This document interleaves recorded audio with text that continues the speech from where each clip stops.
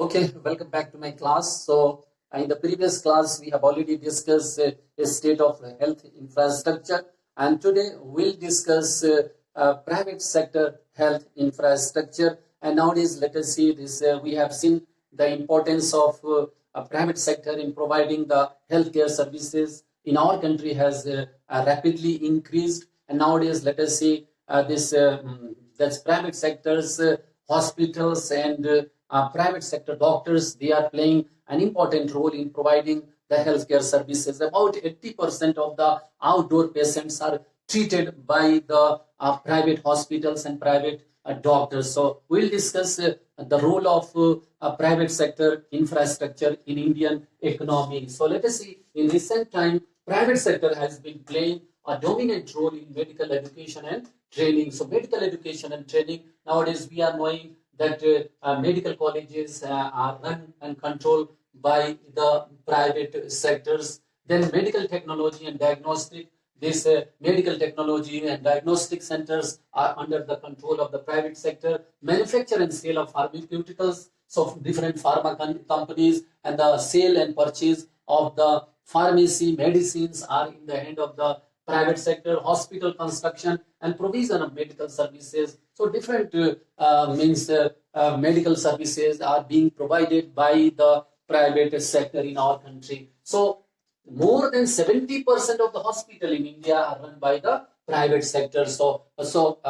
Here if you'll see that how much percentage of the hospitals are run by the private sector. So 70% of the hospitals are run by the private sector, and 30% of the hospitals are run by the public sector. They control nearly 40% beds available in the hospital. 40%, they control 40% of the bed.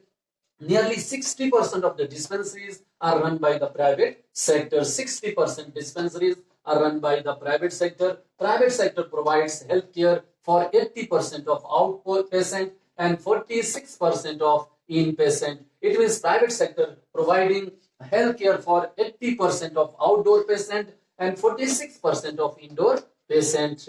So here in 2001 and 2, there were more than 13 lakhs medical enterprises employing 22 lakhs people. So 13 lakhs medical enterprises were there in our country, and they were implying 22 lakhs, 22 lakhs people in our country. But if we'll see the condition of the regulation of the regulation in the private sector, we have seen, let us see, there is a poor regulation in the private sector, because we have seen even that coex are practicing in our country. Even let us see, those who are having very little knowledge about the health and medicine, they used to practice in our country, especially in the village areas. So some private practitioners are not even registered doctors and are known as quacks.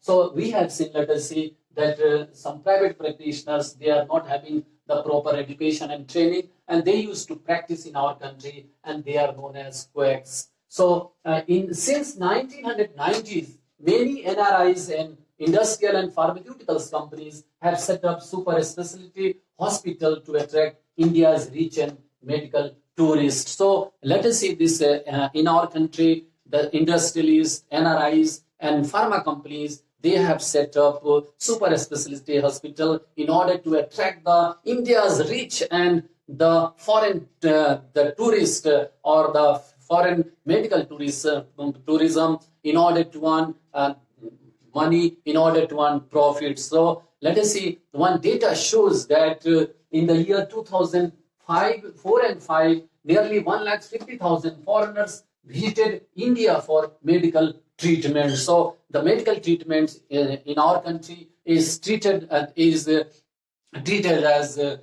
cheapest in the world. And let us see, the specialists in the field of liver plantation, in the field of kidney plantation, in the field of neurosurgery, let us see, specialists are there in our country, and they used to provide world level services in the field of medical. And that is why, let us see, we have seen the people from the Arabian countries, the people from African countries, even I have seen the people from the Russia, they used to visit the private hospitals in our country. And let us see, they used to get the medical facilities at the cheapest rate in our country. So in our country, we have seen various hospitals, they have come up in the private sector, such as, let us see, we are knowing this Apollo Hospital is there, Sir Ganga Ram Hospital is there, Fortis Hospital is there, Moolchand Hospital is there, Medanta Hospital is there, Tata Memorial Hospital is there, Lilavati Hospital and Research Center is there, then the Narayana Hospital is there. So many hospitals are there. So Kokila Ben Hospital is there. So many hospitals are there. They are under the control of the private sectors, and they have got the world fame reputation in the world. They have got the certification and reputation by the this World Health Organization, and they are providing their services at the cheapest rates in our country. So what we have seen, that the role of the private sectors are rapidly increasing in our country. I told you about 80% of the outdoor patients are being treated by the private sector hospitals or private doctors in our country. I think this is clear. Next topic is Indian system of medicine. So let us see, in our country, there is an Indian system of medicine, and side by side, they are also providing the healthcare services. In our country, let us see, one side we have the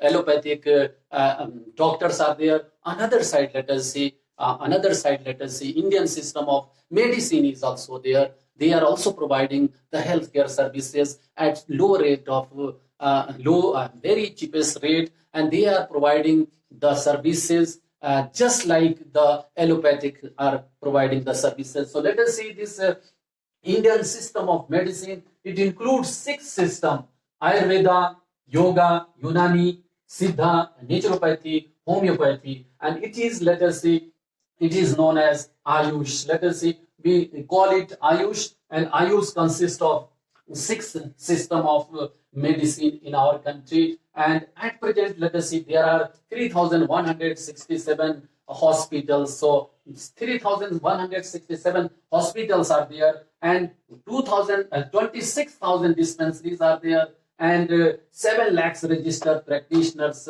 are there in our country. So what we have seen, that 26,000 dispensaries and 7 lakhs registered practitioners in India on the Indian system of medicines are providing their services parallel to the allopathic doctor. Indian system of medicine has huge potential and can solve a large part of our healthcare problems because they are effective, safe, and inexpensive. So we can say this Indian system of medicine is effective medicine, or safe medicine, and are inexpensive medicine, and that is why that government should pay attention in providing the